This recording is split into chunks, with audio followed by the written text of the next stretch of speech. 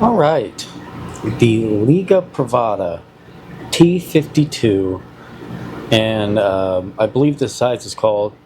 Man, that thing bigger than my head.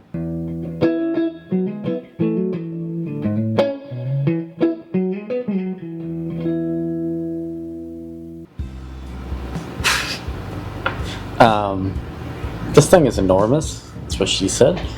It is very oily, very toothy wrapper. It smells delicious, and I keep hearing about this guy Drew's house. Everybody's talking about, oh, he's got this huge estate. Oh, it's so great. So I'm about to find out. Um, we'll see. I have never had a Liga Privada cigar in my life. I've had a couple Drew Estates, and every Drew Estate product I've had, I've disliked.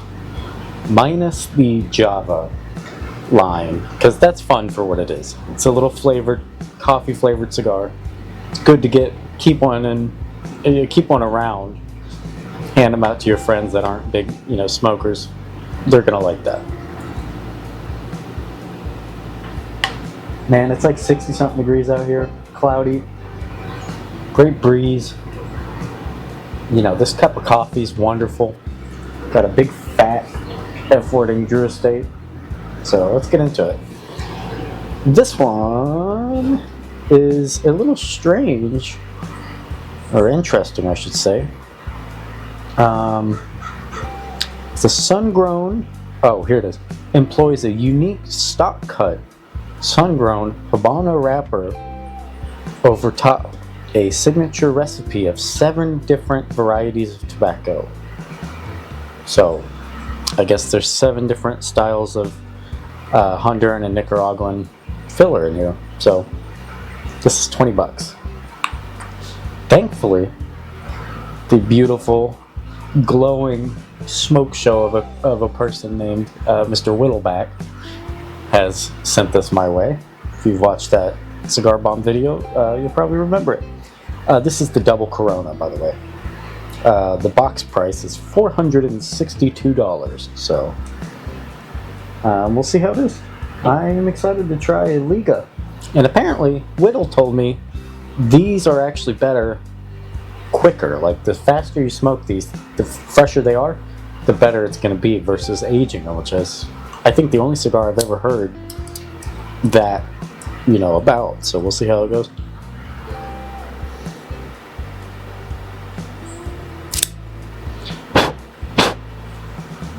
Construction is very nice, very firm, evenly rolled, nicely packed. Quality it better be for $20. Good draw.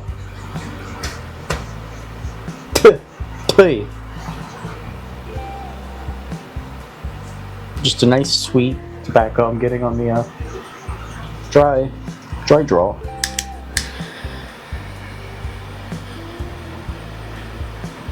Good thing about cloudy days is it's a lot easier to light a cigar outside during the day. It's just you can see the embers better. You can see where it's lighting, where it's not lighting.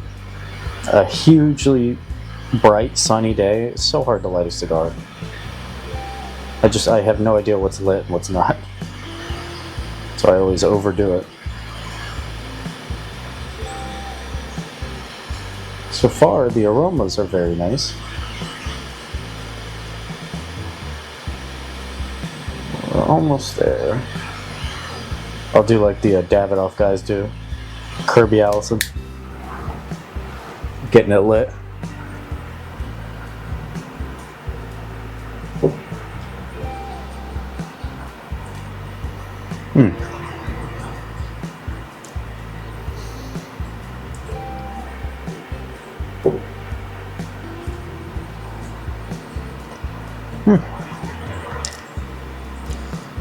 I'm getting it tastes like the Crown Heads Mil Diaz Maduro sort of taste, but I'm also getting a very rich, deep coffee, very present coffee on the palate. I usually don't get that. Nice, light black pepper spice on the retro. If I'm being honest, it tastes exactly the way I thought it was going to taste, which is good, So far, it's not blowing me away, but it's very pleasant. And when you're looking at a $20 price tag, I mean, the size of that definitely comes into play. I don't know what the other ones are priced at, but this is a great stick to have with a cup of coffee. And so far, very good. Very toothy wrapper. Oily, black, toothy wrapper. Like it. But yeah, deep, rich coffee. A little oily on the palate, but just very bold. I like it. I will keep you updated. So, I'm like this far in. Still just a really deep flavor. It's not as oily or chewy as you would expect. But dude, this thing is just, it smokes like a chimney. Like just holding it, it's just off-gassing so much smoke at any particular moment. It's insane. So my neighbors probably think my house is on fire. It's that much. But it went away from the coffee, and it's more just a deep oak leather. I flip those. Deep leather with some oak. And honestly, I think this one's a chewer. The retro is just, it's fine. It's just kind of boring. Certain cigars, I just realized that this one's a chewer. It's just meant for the palate, or at least, you know, with the conditions, it's been aged this long. It's this particular stick, I like to just do palate because it's going to be a better experience flavor-wise. So I've just been palating it, and every 4 or 5 I check the retro again, just checking in, and it still just likes palate for now. But I gotta say, I really love that band. That's a cool band. I like that it's I don't know, it just fits exactly the aesthetic that I think they were going for. I don't know, it's a beautiful band. Great cigar, great construction, good, very toothy wrapper, oily still. I like it. It's just reliable, it's solid, well constructed, very smoky, but just a slightly oily, deep leather with some oak on it. So can't complain about that. But I will check back in. All right, so we're about that far. And man, this thing has taken an afternoon, which makes sense because it's enormous. But I feel like there's so many like 6x60 cigars, like big cigars, that usually take me like an hour and a half. At this point, I think about 2 hours. I'm a very slow smoker, which I think is a good trait to have if you want the best flavors. But man, I might as well move my stuff out here, dude.